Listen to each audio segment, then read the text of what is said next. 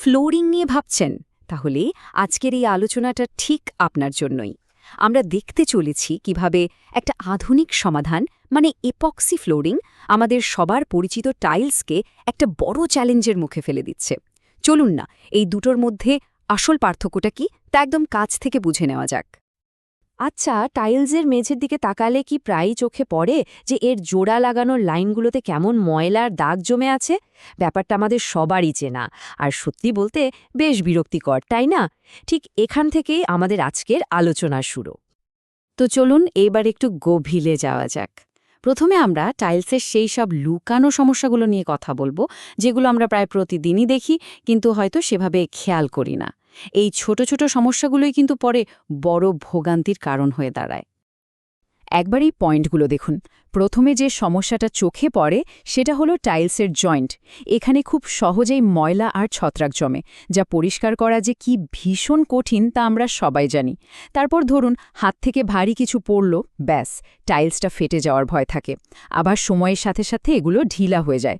আর জয়েন্টগুলো পরিষ্কার রাখতে যে অনবরত ঘষা মাজা করতে হয়, সে তো এক বিরাট ঝামেলার কাজ। কিন্তু সবচেয়ে বড় সমস্যা কোনটা জানেন? এই জোড়াগুলোর ভেতর দিয়ে পানি চুইয়ে কিন্তু পুরো মেঝেটাই নষ্ট হয়ে যেতে পারে। তাহলে প্রশ্ন হলো, এই সব সমস্যার সমাধানটা কি? এখানেই আধুনিক প্রযুক্তি আমাদের জন্য নিয়ে এসেছে এক চমৎকার বিকল্প, আর সেটা হলো ইপক্সি ফ্লোরিং। চলুন দেখি এটা কিভাবে টাইলসের ওই সমস্যাগুলোর একটা স্মার্ট সমাধান দেয়। আচ্ছা, ইপক্সি ফ্লোরিং আসলে জিনিসটা কি?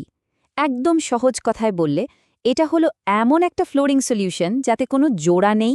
এটা অত্যন্ত শক্তিশালী, দেখতে আধুনিক আর টেকেও অনেক দিন। আর এই স্লাইডের সবচেয়ে মজার ব্যাপারটা হলো এর প্রত্যেকটা শব্দ জোড়াবিহীন, শক্তিশালী, দীর্ঘস্থায়ী, সরাসরি টাইলসের এক একটা দুর্বলতার একেবারে সঠিক জবাব। তো এখন সময় এসেছে ইপক্সি আর টাইলসকে একেবারে মুখোমুখি দাঁড় করানোর। চলুন কয়েকটি গুরুত্বপূর্ণ দিক থেকে এদের একটা তুলনামূলক বিশ্লেষণ করে দেখি কে কোথায় এগিয়ে আছে। দেখুন, প্রথম আর সবচেয়ে বড় পার্থক্যটাই হলো ফিনিশিংয়ে।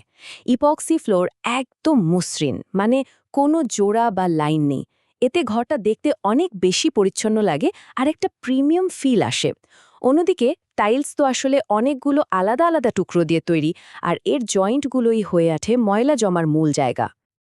এবার আসি শক্তির কথায়। ইপক্সি কিন্তু অবিশ্বাস্য রকম মজবুত। এটা ভারী মালপত্র, এমনকি গাড়ি বা ইন্ডাস্ট্রির বড় বড় মেশিনের চাপও খুব সহজেই সহ্য করতে পারে।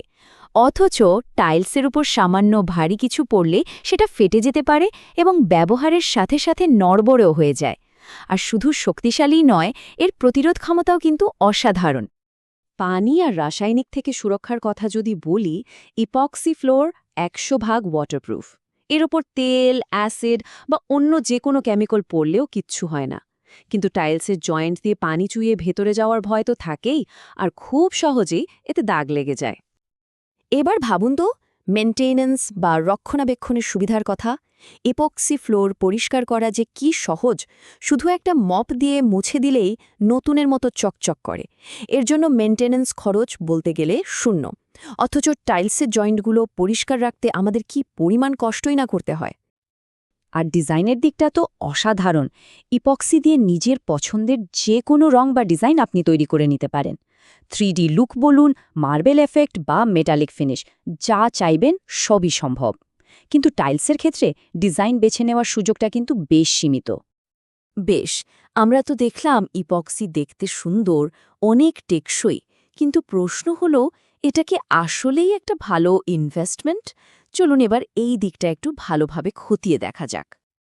পেশাগত দিক থেকে এই সুবিধাগুলো দেখুন। লম্বা সময়ের কথা ভাবলে এটা কিন্তু পয়সা ওসুল একটা সমাধান। এটা এতটাই টেকসই যে সহজে নষ্ট হয় না। আর এটা খুবই স্বাস্থ্যকর, কারণ এর মসৃণ সারফেসে কোনো জীবাণু জন্মাতে পারে না। তাই তো হাসপাতাল বা রান্নাঘরের জন্য এটা এত জনপ্রিয়।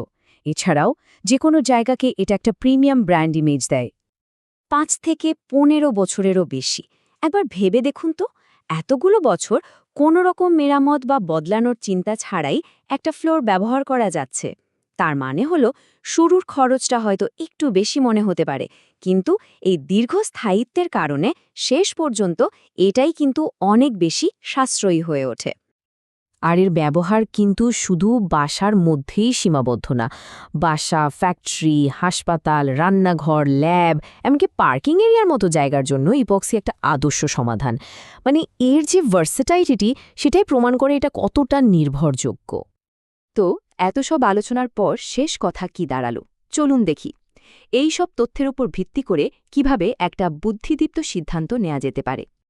এই একটা কথাই কিন্তু পুরো আলোচনার সারমর্ম। দীর্ঘমেয়াদে এটি অনেক বেশি লাভজনক এবং প্রিমিয়াম একটি সমাধান। এর মানে হলো এটাকে শুধু একটা খরচ হিসেবে দেখলে চলবে না, বরং এটা এমন একটা বিনিয়োগ যা সময়ের সাথে সাথে আপনার পয়সার সঠিক মূল্য ফিরিয়ে দেবে। তাহলে এখন প্রশ্ন একটাই, পরবর্তী প্রজেক্টের জন্য কোনটা বেছে নেওয়া হবে? একটা সাধারণ মেঝে নাকি একটা স্মার্ট সমাধান? এখন সিদ্ধান্তটা নিতে হবে।